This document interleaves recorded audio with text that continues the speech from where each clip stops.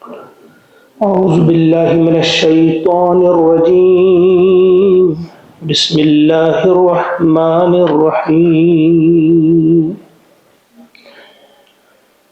وإذ قال لقمان لابنه وهو يعظه يا بني لا تشرك بالله إن الشرك لظلم عظيم. آمنت بالله صدق اللہ العظیم. سورہ لقمان 12 آیات کا مطالعہ ہم کر چکے ہیں. یہ آیت نمبر 13 ہے. حکیم لقمان نے جو نصیحت کی ہے اپنے بیٹے کو، اگرچہ یہاں اس کا تذکرہ اس اعتبار سے نہیں ہے، لیکن مفسرین نے لکھا ہے کہ موت کے وقت انہوں نے وصیت کی تھی، یعنی موت سے پہلے یہ وصیت کی تھی. اس کا تذکرہ ہم اس میں پڑھیں گے. یہاں سے وہ شروع ہے، کون کون سی بات کی آپ نے، کس کس چیز کی طرف توجہ دلائی اپنے بیٹے کو. لیکن اس سے پہلے ایک چیز ذہن میں رہی، اس کا تذکرہ فرمایا ہے اللہ تعالیٰ نے اپنے اس کلام میں. اس کی 2 وجوہات ہیں. ایک اس وجہ سے کہ اس وقت کے جو مشرکین مکہ تھے ان میں کافی مشہور تھے حکیم لقمان. ان کے جو شعراء امراء القیس وغیرہ، انہوں نے اپنے کلام میں بھی ان کا تذکرہ کیا ہے. ان سے بتایا جا رہا ہے کہ بھئی دیکھو، جس حکیم لقمان کی آپ بات کرتے ہیں، بڑی تعریفیں کرتے ہیں، ذرا ان کا رویہ دیکھو کہ اپنے بیٹے کو وہ کس چیز کی تعلیم دیتے ہیں. وہ انہیں شرک سے بچنے کی تعلیم دیتے ہیں، وہ انہیں شکر گزاری کی تعلیم دیتے ہیں، وہ انہیں کتنی پیاری باتیں سمجھاتے ہیں. اور تم ہو کہ اپنے بیٹوں کو روکتے ہو توحید سے اور مجبور کرتے ہو شرک کرنے پر. ایک تو یہ وجہ ہے. دوسری وجہ یہ کہ ایک نقطہ اس میں یہ بھی ہے کہ ہم سب اپنے ذہن میں رکھیں کہ ایک شخص، سب سے زیادہ اگر کسی شخص کا کوئی محبت کرنے والا ہو، مخلص ہو، وہ اس کا باپ ہوتا ہے. باپ سے زیادہ اخلاص پر مبنی کسی کی نصیحت نہیں ہوگی. تو کہا جا رہا ہے کہ یہ حکیم شخص، حکیم لقمان اپنے بیٹے کو جو نصیحت کر رہا ہے، یہ کس قدر قیمتی باتیں ہیں. وہ گھڑی بھی کتنی قیمتی ہے جس وقت یہ وصیت کی جا رہی ہے، اور یہ الفاظ بھی کتنے قیمتی ہیں. اللہ تعالیٰ نے ان کو ریکارڈ کر لیا اور ہم تک یہ بات پہنچی، تا قیامت لوگ اسے پڑھتے رہیں گے. تو ان چیزوں کا ذہن میں رکھتے ہوئے اب آئیں گے ہم نصیحت کی طرف کہ حکیم لقمان نے کیا باتیں کی اپنے بیٹے سے. وَإِذْ قَالَ لُقْمَانُ، اور جب قال کہا، لقمان نے. اور جب کہا لقمان نے، اس کا مطلب ہوتا ہے کہ وہ واقعہ یاد رکھنے اور ایک دوسرے کو یاد دلانے کے قابل ہے. کون سا واقعہ؟ جب لقمان نے کہا لابنہ، اپنے بیٹے سے، وَهُوَ يَعِظُهُ، اور وہ اسے نصیحت کرتا ہے. یعنی اس کو نصیحت کرتے ہوئے یہ باتیں جب لقمان نے اپنے بیٹے سے کہیں، یا بنیا، اے میرے پیارے بیٹے. بنیا چھوٹے بچے کے لیے آیا ہے، جیسے ہم بیٹا کی جگہ کہیں گے بٹوا. چھوٹا بچہ پیار سے جب ہم پکارتے ہیں، ہم ایسے بھی کہہ سکتے ہیں، اے میرے پیارے بچے، لا تشرک باللہ، اللہ کا شریک نہ ٹھہرا، اللہ کے ساتھ کسی کو تو شریک نہ ٹھہرا. دیکھیے حکیم لقمان کے بارے میں جو اس سے پچھلی آیت میں ہم نے پڑھا، اللہ تعالیٰ نے فرمایا کہ ہم نے اسے کیا عطا کی تھی؟ حکمت. جس شخص کو حکمت ہوگی تو حکمت کا لازمی نتیجہ یہ ہے کہ وہ اپنے محسن کو پہچانتا ہے کہ میرا محسن کون ہے، اور جب وہ محسن کو پہچانتا ہے اس کا وہ شکر گزار بنتا ہے. اور اس کی شکر گزاری کا لازمی نتیجہ یہ ہے کہ جو شکر گزار ہوگا وہ توحید کا علمبردار ہوگا. وہ شرک سے بیزار ہوگا، وہ شرک سے بہت دور ہوگا۔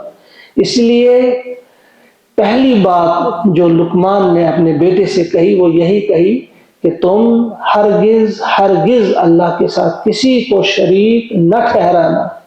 ان الشرک، بے شک شرک جو ہے، لظلم عظیم، لا ضرور بالضرور، یقیناً ظلم عظیم ہے، بہت بڑا ظلم ہے۔ ان بھی بے شک، اور لام بھی تاکید کے لیے ہے، لام تاکید ہے یہ، بے شک شرک ضرور بالضرور، یقیناً بہت بڑا ظلم ہے۔ دیکھیے شرک کیا ہوتا ہے، سادہ لفظ میں آپ سمجھیے، شرک کا مطلب ہوتا ہے کسی حق کسی کا ہو اور دو کسی اور کو، کسی کا حق اس سے چھین کر کسی اور کو دے دینا، یہی شرک ہے۔ کسی چیز کو اپنی جگہ سے ہٹانا، اگر آپ ڈکشنری میں دیکھیں گے یہی معنی وہاں آپ کو ملیں گے۔ تو یہاں سب سے بڑا حق، اگر آپ غور کریں گے، جو بھی غور کرنے والا ہوگا، جو کچھ بھی ہمیں ملا ہے وہ اللہ نے دیا ہے، وہ ہمارا جو ہے سب سے بڑا محسن اور تنہا محسن ہے۔ وہ جو کچھ بھی ملا ہے ہمیں اسی سے ملا ہے، لہذا اگر اسی سے ملا ہے تو پھر ہمیں کیسے یہ حق پہنچتا ہے کہ ہم اس کے ساتھ کسی اور کو شریک ٹھہرائیں، کہ کوئی اور بھی کسی اور سے بھی ہمیں کچھ ملا ہے۔ اگر بظاہر کبھی کسی اور چیز سے بھی ہمیں کوئی فائدہ پہنچا ہے، لیکن اللہ ہی کے حکم سے، مثلا سورج سے ہمیں فائدہ پہنچتا ہے، لیکن اس کا مطلب یہ نہیں کہ ہم سورج کو معبود مانیں، نہیں، سورج ہمیں فائدہ پہنچاتا ہے اللہ کے حکم سے، ہوا ہمیں فائدہ پہنچا رہا ہے، پانی ہمیں فائدہ پہنچا، جو بھی فائدہ ہمیں پہنچا رہی ہے، جو بھی چیز اللہ کے حکم سے۔ اور پھر انسانوں میں سے بھی اگر کوئی انسان ہمارا کبھی کوئی بھلا کرتا ہے، کسی بھی قسم کی کہیں مدد کرتا ہے، تو وہ اللہ کے حکم سے کرتا ہے، اسے اللہ ہی نے وہ طاقت بھی دی ہوتی ہے، وہ شعور بھی دیا ہوتا ہے، اور وہ سوچ اور وہ فکر بھی ہوتی ہے کہ وہ آپ کی مدد کرتا ہے۔ لہذا ہمیشہ جو شکر گزاری کے، اگر کسی کی شکر گزاری کرنی چاہیے، اگر کسی کا شکر کیا جانا چاہیے، تو وہ صرف اور صرف ایک ہی ذات ہے، وہ ہے اللہ کی ذات، صرف وہ دے سکتا ہے اور کوئی دے نہیں سکتا، اسی نے جو کچھ بھی دیا ہے وہ اللہ ہی نے دیا ہے۔ تو فرمایا سب سے پہلی بات یہی کہ تم اللہ کے ساتھ کسی کو شریک نہ ٹھہرانا، اللہ کے ساتھ کسی کو ہرگز۔ یہاں کچھ باتیں ذہن میں رکھنی ہمیں، کہ شرک ایسی چیز ہے، یہ غیر محسوس طریقے سے ہمارے دلوں کے اندر آ جاتا ہے، بڑا محتاط رہنا ہے۔ جیسے ہمیں بات سمجھائی گئی ہے کہ سیاہ رات ہو، سیاہ چٹان ہو، اس پہ ایک سیاہ چیونٹی چل رہی ہو، کسی کو پتہ نہیں چلے گا، اس کی آواز بھی نہیں آئے گی۔ تو اس طرح سے غیر محسوس طریقے سے شرک چلا جاتا ہے۔ شرک صرف یہ نہیں ہے کہ واقعی آپ اللہ کے ساتھ کسی اور کو اللہ کہیں، خدا کہیں، یا دینے والا کہیں، جیسے قرآن پاک میں ارائیت الذی من اتخذ الہہ ہوا، کیا آپ نے اس شخص کو نہیں دیکھا جس نے اپنی خواہش نفس کو اپنا معبود بنایا، اپنا الہ بنایا؟ حالانکہ ایک شخص کہتا نہیں ہے یہ میرا معبود ہے، لیکن جب وہ خواہش نفس کی پیروی کرے گا، اللہ کے حکم کو ٹھکرائے گا، گویا اللہ کے بالمقابل اس نے اپنے خواہش نفس کو ٹھہرایا۔ اسی طرح سے کسی شخص کا حکم ہم مانیں اللہ کا حکم توڑ کر، تو وہ شرک ہوا۔ رسم و رواج کو مانیں اللہ کے حکم کو چھوڑیں، یہ بھی شرک ہے۔ شرک اتنا نہیں ہے کہ بس واقعی آپ کسی چیز کو ٹھہرائیں اللہ کے برابر، اس کے سامنے سجدہ کریں۔ شرک اس چیز کا بھی نام ہے، بڑا محتاط ہمیں اس سلسلے میں رہنا ہے۔ اور یہ شرک ایسی چیز ہے کہ یہی ظلم عظیم ہے، سب سے بڑا ظلم، سب سے بڑا ظلم اگر کوئی ہے تو وہ ہے شرک۔ اس سے بچنے کی اللہ تعالی ہم سب کو توفیق عطا فرمائے۔ وَوَصَّيْنَا الْإِنسَانَ بِوَالِدَيْهِ، اور وصینا، ہم نے تاکیدی حکم دیا، ہم نے وصیت کی، ہم نے تاکید کر دی، تاکیدی حکم ہم نے دیا، الانسان، انسان کو، بوالدیہ، اس کے والدین کے معاملے میں، اس کے والدین یعنی اپنے والدین کے حقوق پہچاننے کے معاملے میں ہم نے تاکیدی حکم دیا۔ حملت ہو، اپنے پیٹ میں رکھا، امہ، اس کی ماں نے، وہنن علی وہن، کمزوری پر کمزوری اٹھاتے ہوئے، وفصالہ، پھر اس کا دودھ چھڑانا، فی عامین، اس میں بھی 2 سال لگ گئے، انشکر لی، یہ کہ تم میرا شکر کرو، ولی والدیک، اور اپنے والدین کا، ماں باپ کا، الی المصیر، الی، میری ہی طرف، المصیر، لوٹ کر آنا ہے میری ہی طرف۔ ابھی دیکھیں حکیم لقمان کی وصیت کا تذکرہ ہو رہا تھا، وہ اپنے بیٹے کو نصیحت کر رہا تھا، لیکن شرک سے بچنے کی نصیحت کا تذکرہ ہوا، بیچ میں اللہ تعالیٰ نے فرمایا خود کہ میں نے حکم دیا انسان کو والدین کے حقوق پہچاننے کا، یہ بیچ میں اللہ کی بات آ گئی، کیونکہ حکیم لقمان نے جو نصیحتیں کی تھی انہوں نے والدین کے حقوق کا تذکرہ نہیں کیا تھا۔ ممکن ہے اس لیے کیا ہوگا کہ میں اپنی تعریف کہاں کروں، خود ہی کیا کہوں بیٹے سے کہ میرے کیا حقوق ہیں۔ انہوں نے باقی چیزیں تو گنی، یہ چیز نہیں گنی تھی، تو اللہ تعالیٰ نے کہا دیکھو اللہ کے حقوق کے بعد اب والدین کے حقوق، یہ خود سے، یہ اللہ تعالیٰ کا بیچ میں، یہ جو ہے اللہ تعالیٰ نے اپنا حکم بیچ میں دیا، اس کی بات کو کاٹ کر یہاں حکیم لقمان کی وصیت روک دی اس ایک آیت میں، اور اپنی بات کہی کہ اللہ کا جہاں حق ہے، حکیم لقمان نے بیٹے کو کہا کہ اللہ کا یہ حق ہے کہ اس کے ساتھ کسی کو شریک نہ ٹھہرایا جائے۔ دوسری بات اللہ نے خود بتا دی کہ ان کے بعد اب والدین کے حقوق ہیں، یہ 5واں مقام ہے یہاں پہ قرآن پاک میں، یہ 5واں مقام ہے جہاں اللہ کے بعد والدین کے حقوق کا تذکرہ ہے۔ فرمایا ہم نے تاکیدی حکم دیا ہے انسان کو کہ والدین کے ساتھ بہترین سلوک کیا جائے۔ کیوں؟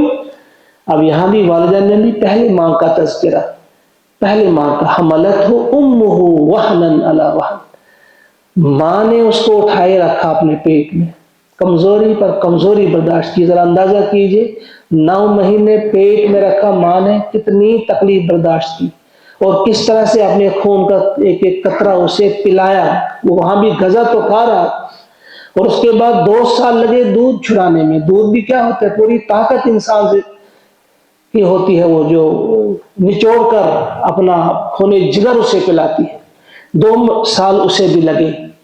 یہاں اسی سے مسئلہ نکالا امام شافعی نے اور کچھ اور ائمہ نے بھی، انہوں نے کہا ہے کہ 2 سال کے اندر اندر اگر ایک بچہ کسی ماں کا دودھ پیتا ہے تو رضاعت جو ہے وہ ثابت ہو جاتی ہے، لیکن امام ابو حنیفہ نے یہاں اور احتیاط کے ساتھ 6 مہینے اور بڑھا دیے ہیں کہ 2.5 سال رکھی ہے وہ مدت رضاعت جس کو کہتے ہیں، کہ 2.5 سال کے اندر اندر اگر ایک بچہ کسی اور اپنی ماں کے علاوہ کسی اور کا دودھ پیا اس نے تو اس کا رضاعی بھائی ہو گیا یا بہن ہو گئی۔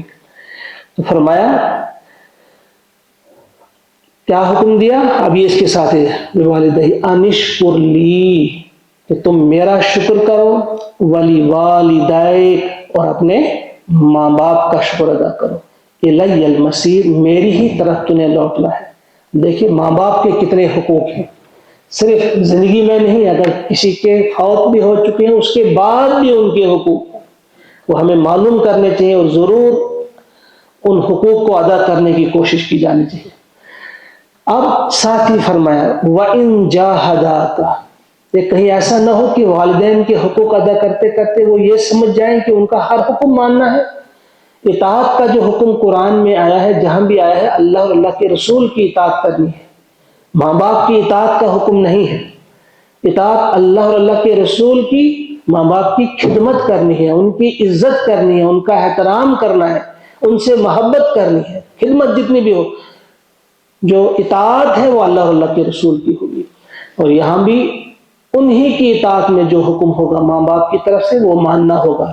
لیکن اگر کوئی کہیں ایسا کلیش ہو کہ اللہ کا حکم ایک ہے اور ماں کا یا باپ کا کوئی اور حکم ہے، اللہ کا حکم ٹوٹتا ہو، تو وہاں پھر والدین کی اطاعت نہیں ہوگی، اللہ کی اطاعت ہوگی، رسول کی اطاعت ہوگی۔ لا طاعت لمخلوق فی معصیت الخالق، مخلوق کی قطعاً اطاعت نہیں ہوگی خالق کی معصیت میں، خالق کی نافرمانی کرتے ہوئے کسی بھی مخلوق کی اطاعت نہیں کی جانی چاہیے۔ وَإِن جَاهَدَاكَ، اگر وہ زبردست کوشش کریں، جہاد کریں، زبردست کوشش کریں تجھے عَلَىٰ أَن تُشْرِكَ بِي، اس بات پر کہ تم میرے ساتھ کسی کو شریک ٹھہرائے، ما لیس لک بہ علم، جس کے بارے میں تجھے کوئی علم نہیں ہے، فلا تؤتیہما، تو تم ان دونوں کا کہا نہیں مانو گی. یعنی خدمت تو کرنی ہے لیکن تمہیں وہ زور ڈالے کہ تم شرک کرو، میرے ساتھ کسی کو شریک کرو، تو یہ بات آپ قطعاً نہیں مانیں گے. وَصَاحِبْهُمَا فِي الدُّنْيَا مَعْرُوفًا، مگر دنیا میں پھر بھی اس کے ساتھ، ان کے ساتھ نیک سلوک کرنا، بہتر طریقے سے زندگی بسر کرنا. وَاتَّبِعْ، اور اتباع کرو، سبیل، راستے کی، اس کے راستے کی، من اناب الیہ، جس نے رجوع کیا ہو میری طرف، جو میری طرف جس نے رجوع کیا ہو اس کی اتباع کریں گے، ماں باپ کی نہیں اس سلسلے میں. ثم پھر الیہ مرجعکم، میری ہی طرف تمہیں لوٹ کر آنا ہے. فانبئکم، پھر میں تمہیں بتا دوں گا، آگاہ کر دوں گا، بما کنتم تعملون، جو کچھ تم کرتے تھے. اب یہ والی آیت جو ہے وَإِن جَاهَدَكَ عَلَىٰ أَن تُشْرِكَ بِي، یہ ایک صحابی حضرت سعد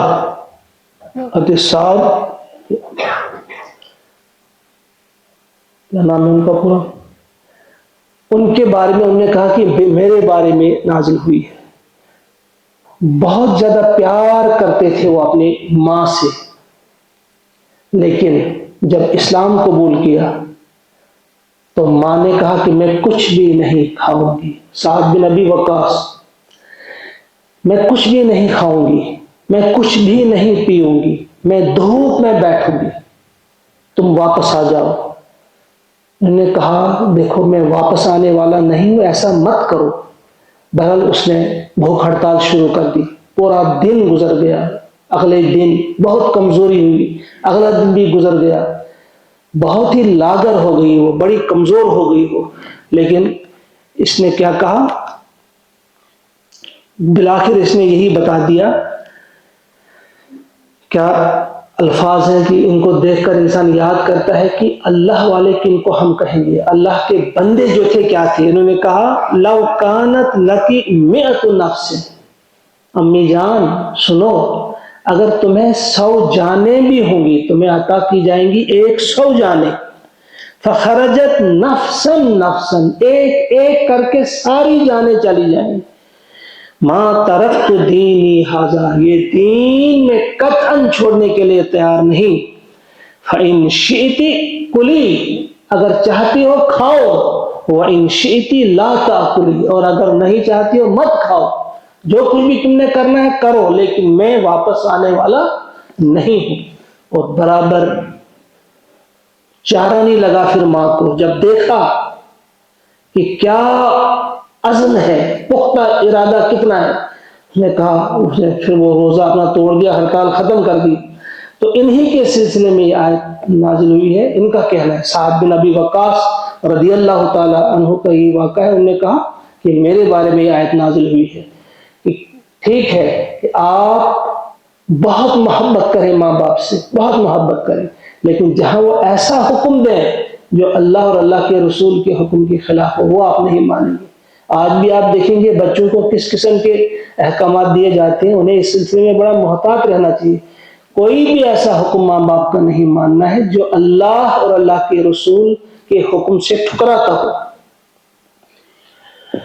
مگر ساتھ ہی ساتھ پھر کہا کہ ان کی اطاعت نہیں کریں گے مگر ان کے ساتھ بہترین سلوک کریں گے، بہت ہی اچھا سلوک کریں گے. حضرت اسماء کی والدہ جب آتی ہیں مکہ سے مدینہ، انہیں ابھی اسلام قبول نہیں کیا تھا، تو انہیں کچھ مانگا، اسماء سے کچھ پیسے کی ضرورت تھی، تو انہیں حضور سے پوچھا کہ میری ماں مجھ سے مال کا مطالبہ کر رہی ہے، انہیں ضرورت ہے لیکن وہ ایمان نہیں لائے. کہا نہیں، ان کی مدد کرو، ان کی مدد کی جائے گی، ان کو کھلایا جائے گا، ان کی خدمت کی جائے گی. اگر مشرک بھی والدین ہوں، اگر کافر بھی والدین ہوں، تو اس میں کوئی کمی نہیں کی جائے گی، البتہ بات ان کی نہیں مانی جائے گی.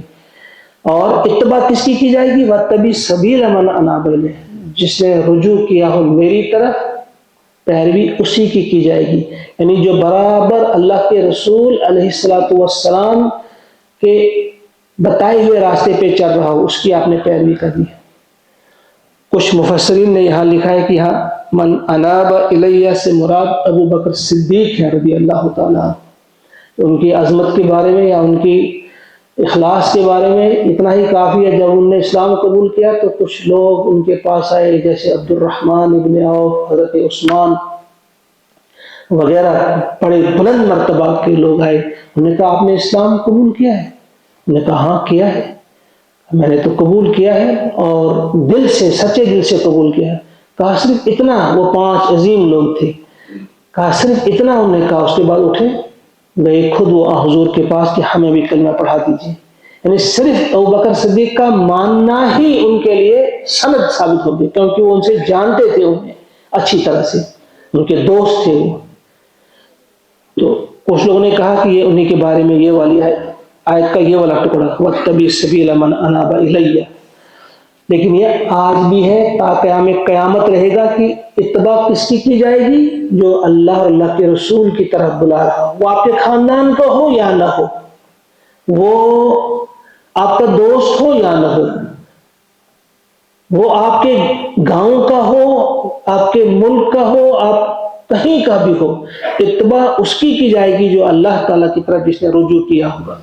ثم الی مرجعکم، پھر تم میری ہی طرف تم کو لوٹ کر آنا ہے، یعنی اس لیے ایسا کرنا ہے کہ جانا کہیں تم نے، کتنے سال دنیا میں رہو گے تو واپس اللہ کی طرف آنا ہے۔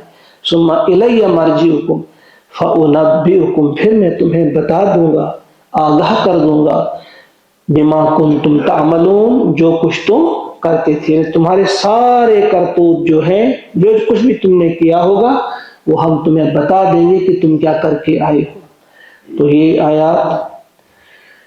آیت نمبر 15 تک آج ہم نے مکمل کیا۔ اللہ سے دعا ہے کہ وہ ہم سب کو توفیق عطا فرمائے کہ ان آیات کو ہمیشہ ہم یاد رکھیں اور انہی کے مطابق اپنی زندگیوں کو سنواریں، سجائیں۔ اللہ تعالی ہمارے گناہوں کو معاف فرمائے۔ اللہم اجعل القرآن ربیع قلوبنا ونور ابصارنا وشفاء صدورنا وذهاب همومنا وغمومنا ربنا تقبل منا انك انت السميع العليم سبحان ربك رب العزة عما يصفون وسلام على المرسلين والحمد لله۔ السلام علیکم ورحمۃ اللہ۔